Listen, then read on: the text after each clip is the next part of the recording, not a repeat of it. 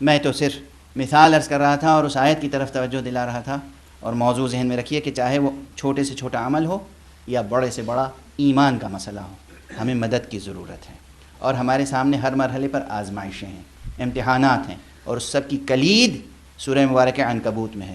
سورہ مبارکہ عنکبوت میں جو کچھ ہے اس سے مماثل حقیقتیں سورہ مبارکہ بقرہ میں بھی ہیں، سورہ مبارکہ آل عمران میں بھی ہیں، سورہ مبارکہ روم اور سورہ مبارکہ لقمان میں بھی ہیں۔ لیکن اس مقام پر جو مسائل نفسیاتی، اخلاقی، ذہنی، روحانی، جو مسائل جن سے روزانہ شب و روز ہم دوچار ہوتے ہیں، ان میں ہمارے لیے کلید کوئی فراہم کی گئی یا نہیں؟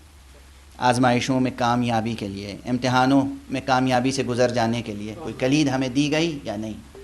وہ کلید، سب سے بڑی کلید یہ ہے وَاسْتَعِينُوا بِالصَّبْرِ وَالصَّلَاةِ، تم مدد حاصل کرو صبر سے اور صلاۃ سے۔ سورہ مبارکہ عنکبوت میں اس کی مماثل آیت موجود ہے، کہا گیا اُتْلُ مَا أُوحِيَ إِلَيْكَ مِنَ الْكِتَابِ وَأَقِمِ الصَّلَاةَ إِنَّ الصَّلَاةَ تَنْهَى عن الفحشاء والمنکر ولذکر اللہ اکبر۔ یہ نماز پر تاکید سورہ مبارکہ عنکبوت میں ہے، وہ نماز پر تاکید سورہ مبارکہ بقرہ میں ہے۔ واستعینوا بالصبر والصلاۃ، تم مدد حاصل کرو دو چیزوں سے، صبر سے اور صلاۃ سے۔ اب تفاسیر میں دیکھیے کہ صبر و صلاۃ سے مراد کیا ہے۔ ظاہری تفسیر سے لے کر باطنی تفسیر تک میں نے کہا فاصلہ ہے، ایک تنزیل ہے، ایک تعویل ہے، ایک ظاہر ہے، ایک باطن ہے۔ ظاہر میں صبر سے مراد روزہ ہے، ظاہر آیت صبر یعنی الصوم، الصیام، الصبر یعنی الصیام۔ جب اور آگے بڑھیں گے تو معلوم ہوگا صبر سے مراد وہ صفت ہے اخلاقی، وہ قوت ہے نفسیاتی، نفسی، روحی، وہ قوت ہے جو انسان میں پائی جاتی ہے، اسے کہتے ہیں صبر۔ صبر انسان کی ایک قوت ہے، انسان کے نفس کی ایک قوت ہے، انسان کی روحانی ایک قوت ہے صبر۔ اس قوت سے مدد لو۔ اس قوت سے مدد لینے کے معنی کیا ہیں؟ اور خود اس ایک قوت کے کئی رخ ہیں۔ میں صرف اسی انداز سے گفتگو ہو، وقت تو آلریڈی گزر چکا ہے، مگر میں سمجھتا ہوں کہ یہ شبیں عبادت کی شبیں ہیں، اس لیے چند جملے اگر گزارش کر رہا ہوں تو آپ حضرات اسے انشاءاللہ اپنے ذہنوں میں محفوظ رکھیں۔ صبر کی ظاہری ایک تفسیر صوم، صیام، روزہ۔ صبر کی ایک اور تفسیر وہ قوت، وہ صفت جس سے ہر انسان وجداناً واقف ہے لیکن تفصیلاً واقف نہیں ہے، اجمالاً واقف ہے، وجداناً اجمالاً واقف ہے، تفصیل سے واقفیت نہیں ہے۔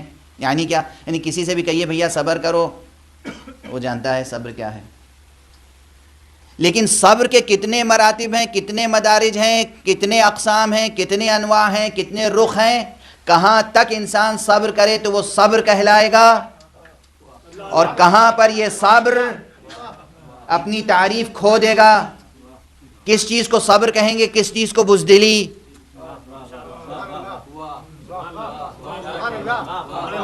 ایسا نہ ہو کہ بزدلی کا نام صبر رکھ لیں۔ صبر الگ ایک کیفیت، صبر قوت ہے، بزدلی کمزوری۔ صبر اخلاقی وصف ہے، بزدلی اخلاقی کمزوری۔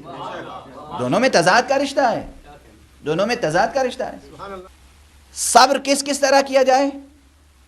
گناہ نہ کرنے پر صبر، یعنی دل چاہ رہا ہے گناہ کریں اور دل کو روکیں، یہ بھی صبر ہے۔ نیک عمل انجام دینے پر صبر، یعنی حالات نہیں ہیں کہ ہم نماز پڑھیں مگر پڑھ رہے ہیں، کہیں کسی کام کے نہ کرنے پہ صبر، کہیں کسی کام کے انجام دینے پہ صبر۔ توجہ ہے، یہ تمام تفصیلات تفسیر کی کتابوں میں موجود ہیں، تو یہ ہوں گے، اسی سے مراتب قائم ہوں گے، روزے سے لے کر اور انسان کے تمام وہ اعمال جو حکم خدا کے مطابق، مرضی و مشیت الہیہ کے مطابق، رضا حق کے مطابق انسان انجام دے، جسے انجام دینا ہے انجام دے، جسے انجام نہیں دینا ہے انجام نہ دے، اس کے احکام پر عمل کرنے کے لیے اپنے نفس کو مستعد رکھے اور اس کو اپنے ضبط میں رکھے، قابو میں رکھے۔ یہ تمام چیزیں صبر کے مراحل میں ہیں، لیکن ہر صفت کہیں نہ کہیں جا کے ایک مجسم اور مکمل پیکر حاصل کر لیتی ہے. صفتیں صفتوں کا ایک مظہر کمال بھی ہوتا ہے اس دنیا میں. اللہ نے ہر صفت کا ایک کامل ترین مظہر خلق فرمایا ہے. توجہ ہے. اگر آپ اس کامل ترین مظہر صبر کو تلاش کریں گے تو بعض ارباب معرفت نے جو تفسیریں لکھی ہیں اس کو قبول کرنا پڑے گا کہ یہاں دو چیزیں ہیں، یہ دونوں اللہ کے ناموں میں سے نہیں ہیں. وَاسْتَعِينُوا بِالصَّبْرِ وَالصَّلَاةِ، تم اپنی مدد حاصل کرو صبر کے ذریعے سے اور صلاۃ کے ذریعے سے. نہیں، اللہ کے نام نہیں ہیں، بلکہ کسی وسیلے کو اللہ نے تمہارے لیے فراہم کیا ہے کہ ان کے ذریعے سے تم اپنی مدد حاصل کرو. تو عرفاء کا کہنا ہے کہ صبر نام گرامی علی ابن ابی طالب ہے، صلاۃ نام گرامی محمد مصطفیٰ صلی اللہ علیہ وسلم. یعنی صلاۃ نام مصطفیٰ کا ہے، صبر نام علی کا ہے. صبر علی کا نام ہے، صلاۃ علی کا نام ہے. اور چونکہ یہ ایک دوسرے سے نسبت رکھتے ہیں نفس کی، یہ ان کے نفس ہیں، وہ ان کے نفس ہیں، یہ ان کی جان ہے، یہ ان کے جان ہے، اس لیے دوسرے مقام پہ یہ عبارت بھی ہے کہ صبر سے مراد محمد ہیں، صلاۃ سے مراد علی ہیں. علی کا نام صبر بھی ہے، علی کا نام صلاۃ بھی ہے، محمد کا نام صبر بھی ہے، محمد کا نام صلاۃ بھی ہے صلی اللہ علیہ وآلہ وسلم.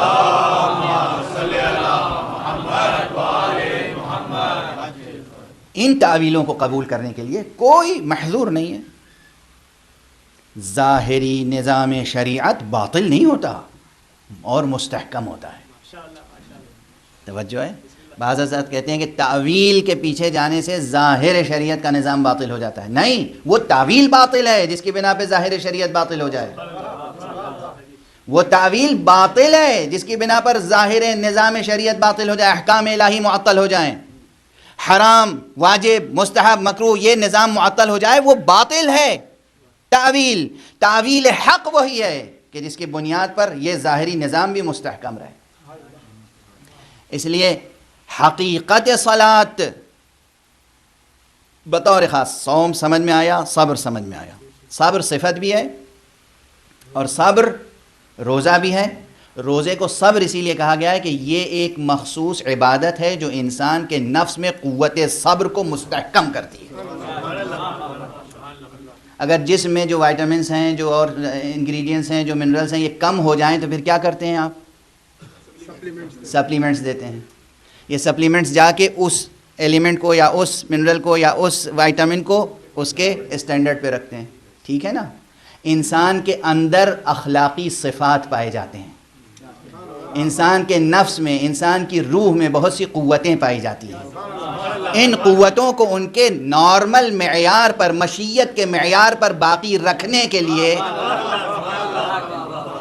صبر، دیکھو ایک بڑی کام کی قوت ہے تمہارے اندر پائی جاتی ہے. ہر کام میں کامیابی کے لیے صبر ضروری ہے. صبر کو کیسے باقی رکھو گے؟ روزہ رکھو. صبر کو کس طریقے سے نفس میں قائم کرو گے؟ یہ قوت تمہارے اندر ہے، اللہ نے یہ قوت دے کے بھیجا ہے. بنیادی طور پر روح میں، نفس میں یہ قوت موجود ہے. مگر اس دنیا میں آنے کے بعد اس دنیا کا نظام کیا ہے؟ اس دنیا کا نظام یہ ہے کہ چیزیں متلاشی ہو جاتی ہیں. یہ متلاشی میں اصل معنی میں استعمال کر رہا ہوں. اردو میں اب متلاشی کہتے ہیں ڈھونڈنے والے کو، تلاش کرنا. عربی میں متلاشی کے معنی ہے بکھر جانا. اس دنیا میں ہر چیز بکھر رہی ہے نا، بکھر رہی ہے. وہ سائنس کی تھیوریوں کا حوالہ ہر جگہ تو نہیں، وہ آپ کے ذہن میں خود آ گئی ہوگی وہ بات. بکھر رہی ہے ہر چیز، بکھر رہی ہے ہر چیز. جو قوتیں آپ لے کر آئے ہیں وہ سب قوتیں بکھر رہی ہیں. ان قوتوں کو محفوظ رکھنا ہے. صبر ایک قوت ہے، اسے محفوظ رکھنا ہے. یہ آپ کی مدد کرے گی، آپ کی قوت آپ کی مدد کرے گی. یہ قوت اللہ نے آپ میں رکھی ہے آپ کی مدد کے لیے. مگر اس قوت کو محفوظ رکھنے کے لیے روزہ رکھنا ضروری ہے. اسی طرح اور بہت سے اوصاف ہیں جو آپ کے نفس میں موجود ہیں، ان اوصاف کو باقی رکھنے کے لیے نماز پڑھنا ضروری ہے. اور خود اس روزے اور نماز کو باقی رکھنے کے لیے، اس کو جاندار بنائے رکھنے کے لیے